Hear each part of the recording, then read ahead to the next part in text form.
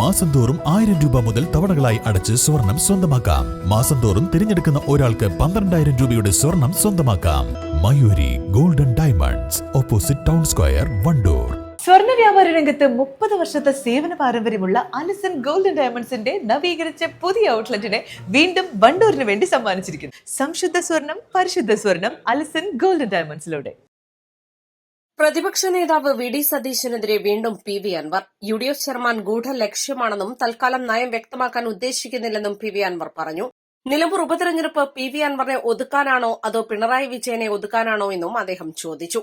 UDF ചർച്ചയെക്കുറിച്ച് അറിയില്ല. UDF convener ബന്ധപ്പെട്ടിട്ടില്ല. തന്നെ ഒതുക്കലാണോ UDF ചെയർമാന്റെ ലക്ഷ്യം? അസോസിയേറ്റ് മെമ്പർഷിപ്പ് താൻ അംഗീകരിച്ചിട്ടും പ്രഖ്യാപിക്കാൻ സതീശൻ വൈകിപ്പിച്ചു.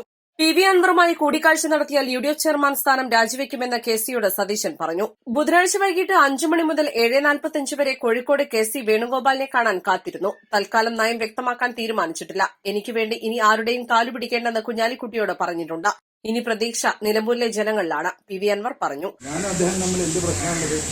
ഈ കോലത്തിൽ അദ്ദേഹം ഒരു നിലപാടെടുക്കേണ്ട ഒരു പ്രശ്നങ്ങൾ ഞങ്ങൾ തമ്മിലില്ല.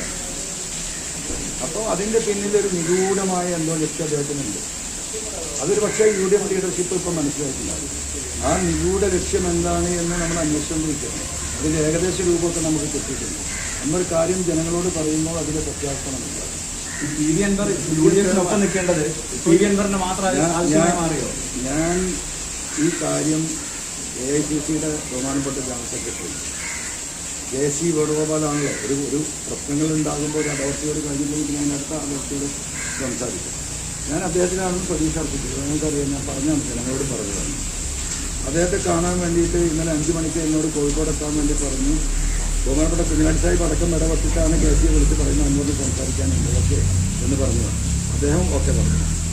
അതിൻ്റെ അടിസ്ഥാനത്തിൽ കോഴിക്കോട് ഉത്തരവാദിത്തപ്പെട്ട നേതാക്കന്മാർ വിളിച്ചിട്ടാണ് ഞാൻ കോഴിക്കോട് ചെല്ലുന്നത്. 5 മണി തൊട്ട് 7:45 വരെ ഞാൻ കാത്തിരുന്നു.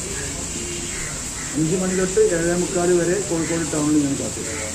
പിന്നെ എനിക്ക് കിട്ടുന്ന വിവരം അദ്ദേഹത്തിന് കുറച്ച് ധൃതിയുണ്ട്, അതുകൊണ്ട് പിന്നീട് സംസാരിക്കാം എന്ന് പറഞ്ഞു പോവുകയാണ്. അപ്പം ഞാൻ അങ്ങനെ അദ്ദേഹം പോകില്ലല്ലോ, ഈ പറഞ്ഞ കാര്യമാണ്.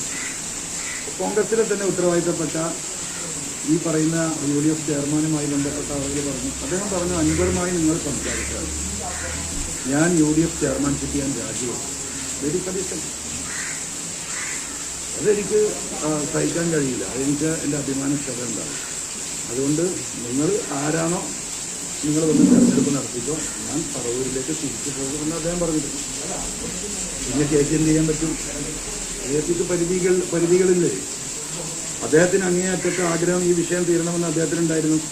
അദ്ദേഹം എയർപോർട്ടിൽ നിന്ന് ഇറങ്ങുമ്പോൾ അദ്ദേഹം പറഞ്ഞത് നമ്മളെല്ലാവരും കേട്ടതാണ്. എന്താ അദ്ദേഹം പറഞ്ഞത്? പിണറായിസത്തിനെതിരെ പോരാട്ടം തുടങ്ങി വെച്ച് MLA സ്ഥാനം രാജിവെച്ചിട്ടാണ് അദ്ദേഹം ഇറങ്ങി വന്നത്.